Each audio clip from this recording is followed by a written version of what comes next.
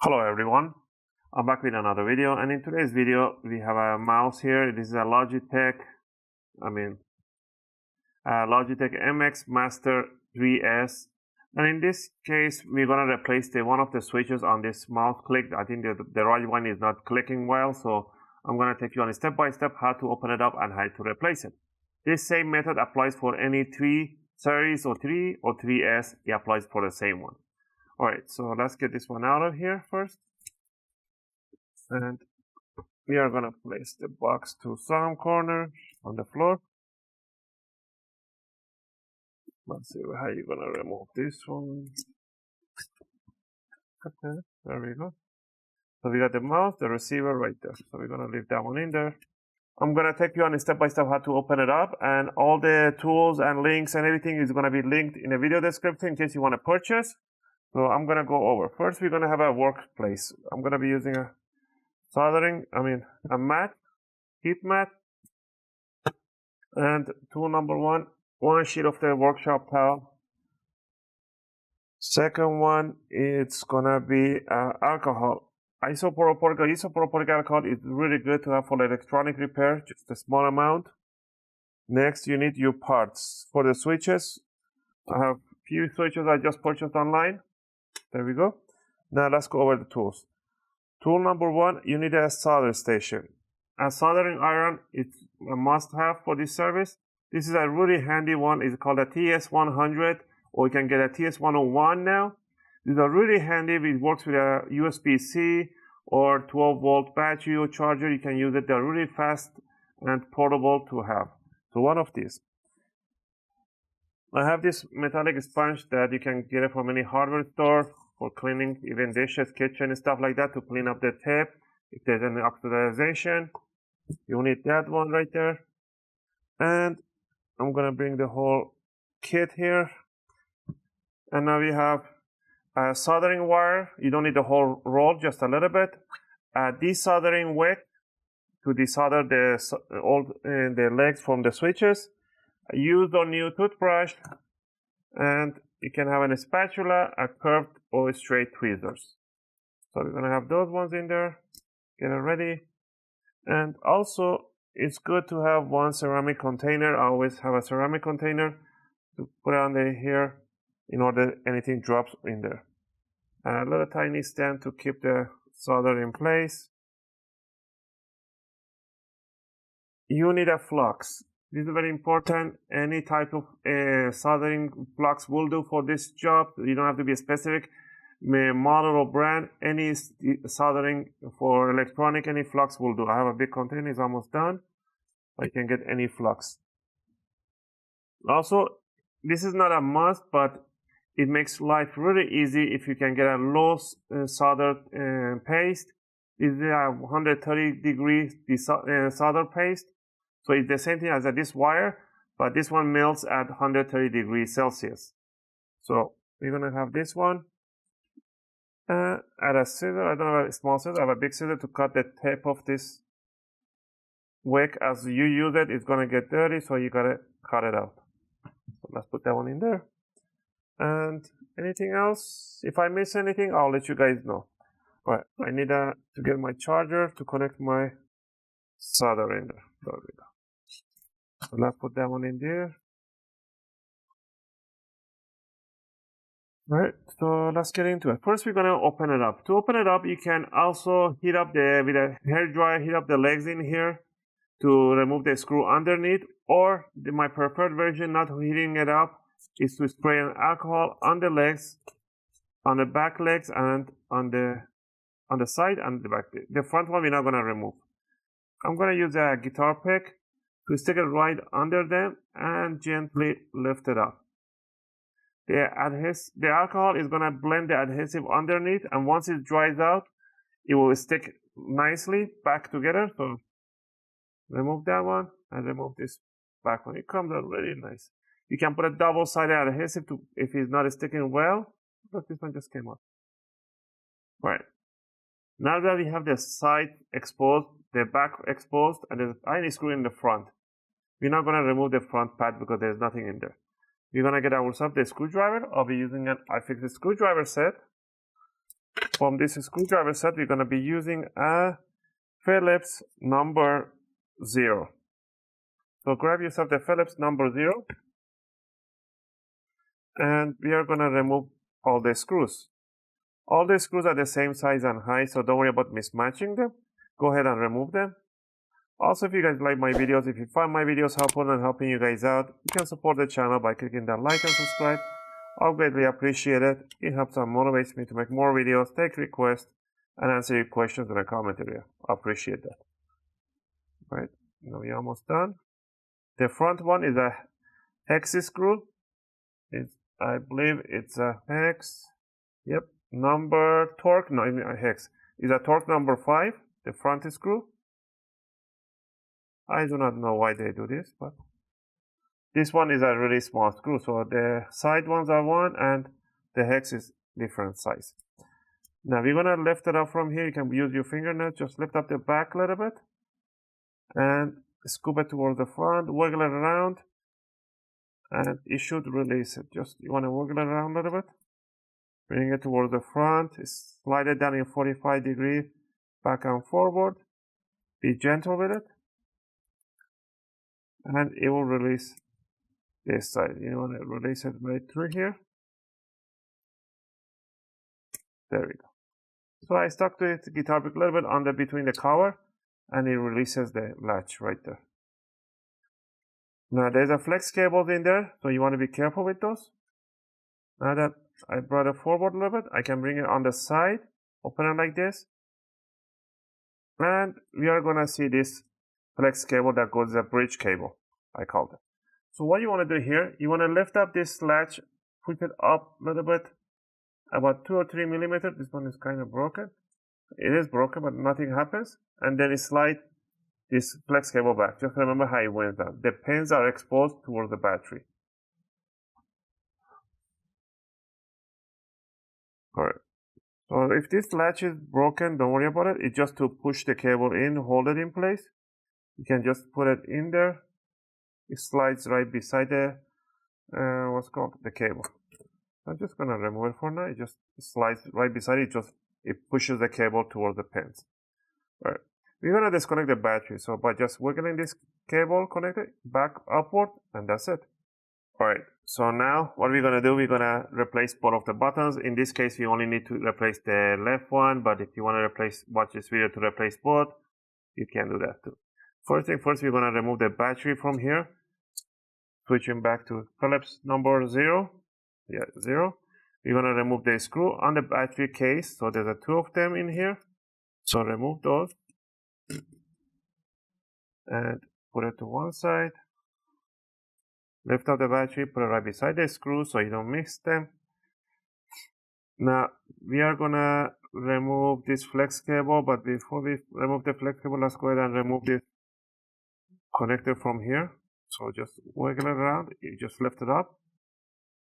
This connector for the flex is the same thing as the other one. You want to lift it up a little bit. Not too much, just a little bit. No forcing required. And I'm going to use my fingers. There we go. And then pull out the flex cable. Now we remove those.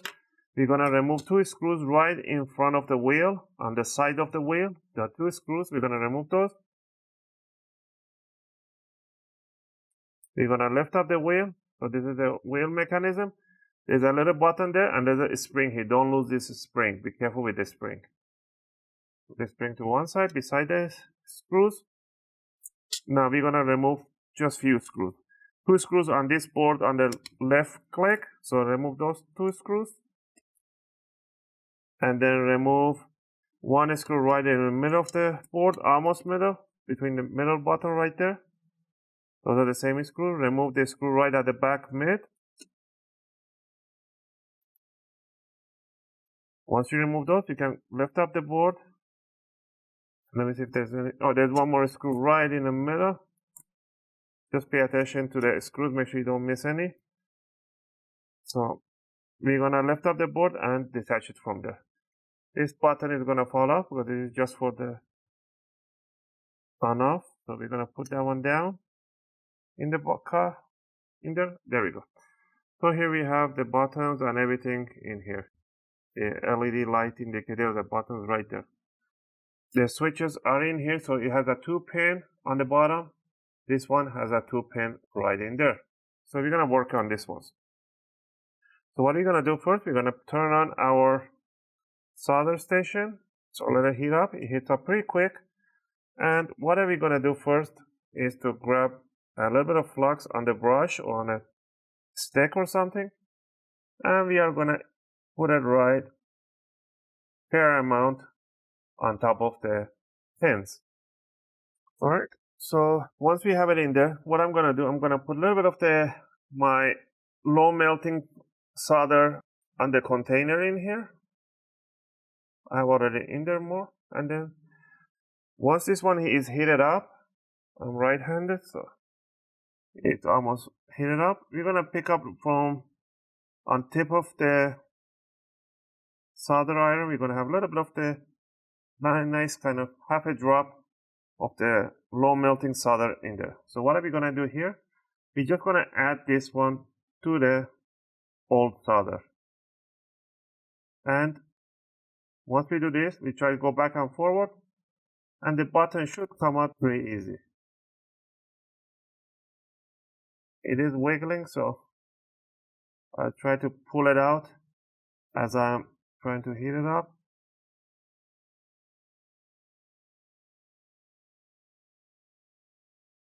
It does get done. There we go. So there's one button right there. So we're gonna do the same thing on the other one. So I'm gonna put this one down. Actually, for this one, I didn't have to use my desoldering. We're gonna use it right now in a bit. So what are we gonna do? We're gonna add more flux on this other one,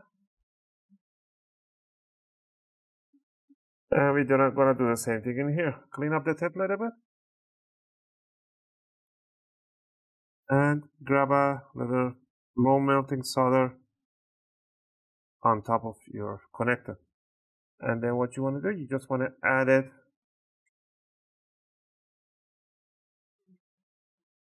to the pins, go back and forward. And I don't have a jig to pull it out.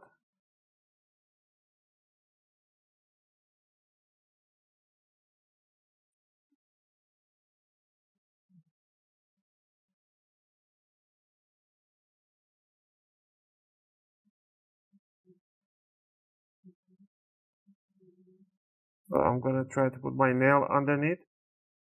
I can go grab my clamps here to hold it, but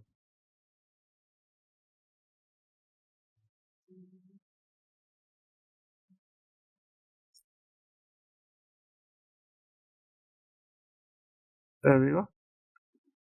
So we remove successfully both of them. Shake it off, clean it up, put it to one side.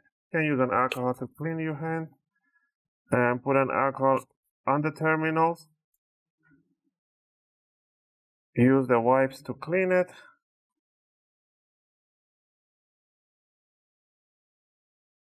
Now that that's cleaned, we need to open up the holes in there because they're still clogged with the old paste. So what are we gonna do? We're gonna add fresh, new, clean flux on top of them. And we're gonna grab our wick. We're gonna put flux on both sides of the wick. Just gonna put enough, a lot. So what are we gonna do? We're gonna hold the wick on top of the holes, and at the same time, we're gonna heat it up on this side. So let me see if you guys can see it. I'll put this one on top, and I'll hold the soldering flat right over, and I'll hold it up for a few seconds, and then I will slide both of them to the next hole, and it will absorb, the wick is going to absorb all the soldering from there, and the holes will get opened. Same thing on the other one. Remove, hold it. If your wick is not holding up, is not pulling it up, you might want to cut it and use the new fresh corners. But for my luck, it opened both of them nicely. So both of the holes are nicely opened. So what are we going to do now? Is to clean up again. Spray some alcohol and clean up the board.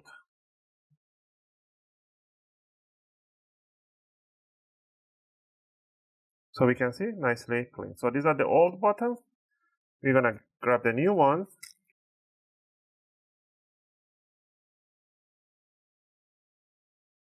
And we are going to place it right in there. One. And the second one. Push them in there. Now gently with my finger, I'm going to hold it like this. So I'm pushing it so it stays flat, so it doesn't stay crooked. So hold it like that, flat, and do not move it. And put a little bit of brush it up with an flux. Now we're going to grab a normal solder. You can use a low melting solder too, doesn't matter in this case. And you don't want to hold the solder a lot in there. You can damage inside the connector in a tactical click. You just want to put it in there for 1-2 seconds and let it go. No more than 2 seconds. Don't hold the tip more than 2 seconds in there. I did like a 1.5 seconds if you count it, but no more than 2 seconds. If you hold it more than 2 seconds, you can damage inside the click and it will not just do the job right. Same thing in here. So let's put that one in there.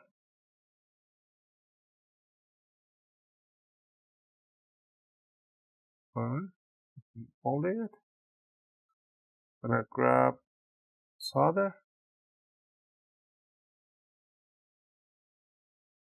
2. Perfect. On the second lip, I need a little more. There we go. Now we can turn off our solder station. Once we're done, we're gonna put on alcohol and we're gonna clean up the flux. Well, you can do it with a toothbrush too. Clean it up with a toothbrush. It looks nice, clean. There we have it. And clean up the lens, everything. Make sure it's not dirty. Nicely cleaned. So what do we need? We need the bottom casing. Again, make sure this button, the switch is all the way down to here. So this switch has to be all the way down here. You want to bring it down. And just I'll put the USB port in 45 degrees and then I'll fit the back. I'll just put one screw for now in the middle. Right there. And then I'll just rotate, make sure this switch is clicking nicely. And then I know that the board is in place and the switch is in place. So what I'm going to do now is to put the screws back in.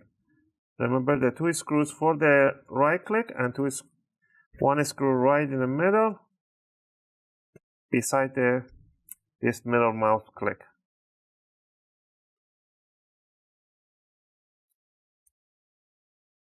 And one right at the back. There we go. Now what do you want to do? Gently, you want to grab this wheel, you want to bring it up and set it down and hold it and put the screws right beside it. Don't go tightening up too much, otherwise you're going to damage the threads on the plastic. Just make sure it reaches and a little bit of half a turn and that's it. No need to go crazy.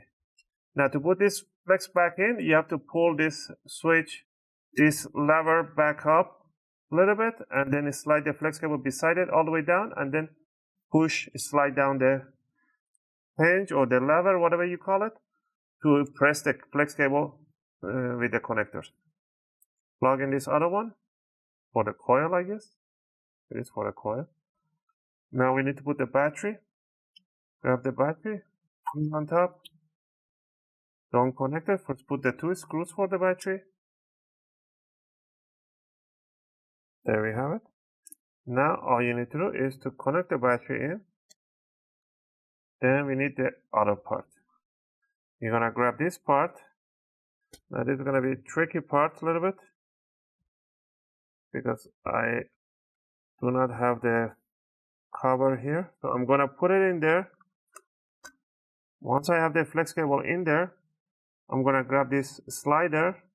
I'm gonna put it right beside it. And I'm gonna push it towards the bottom. There we go. So that will hold it in place and it's not gonna go anywhere. Now I will need to put it in. First I want to make sure this side loop thing goes in there. Once it's in there, I'll push the side loop down with the bottom. It clicks in this corner and click on this corner right here. First make sure this part. As soon as this part goes in, the rest will just snap into place. Hold it. There we go.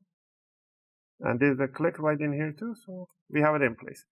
To finish it off is to just grab this screw, put them in there. Remember the cork screw, small one is in the front and the rest goes in the wherever you can find that hole.